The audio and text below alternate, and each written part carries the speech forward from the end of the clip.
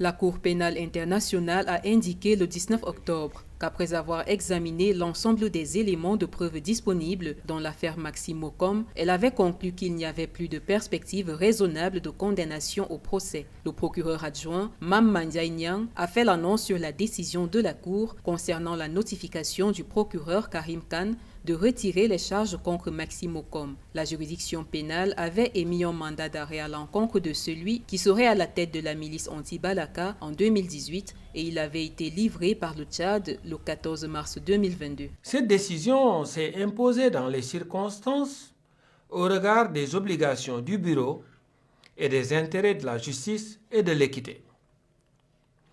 Le procureur peut bien entendu comprendre que d'aucuns puissent ressentir une certaine déception, une certaine frustration. Et je comprends cela.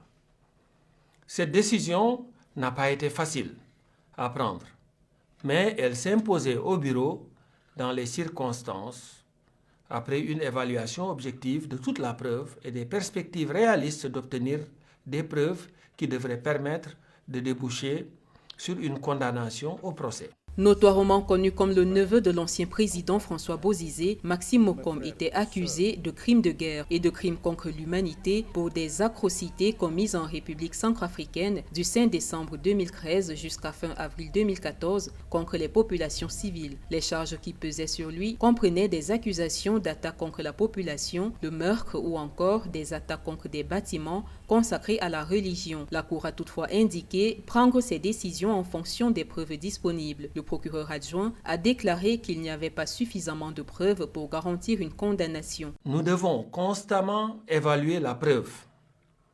Nous devons l'évaluer avec objectivité et rigueur, et ce, à toutes les étapes de la procédure. Dans cette démarche, seules les affaires qui offrent de bonnes perspectives de condamnation devront être poursuivies. Dans cette affaire Mocom, c'est après avoir analysé l'intégralité de la preuve et constaté au fil du temps l'émergence de circonstances tenant à l'effritement d'une partie de la preuve, avec des témoins clés devenus indisponibles ou inaccessibles, que le procureur a décidé, en toute responsabilité, de retirer les charges. La Cour pénale internationale a rappelé que sa décision n'empêcherait pas ses services de demander un nouveau mandat d'arrêt si davantage de preuves ou de témoignages devenaient disponibles concernant les crimes imputés à Maxime Mocom.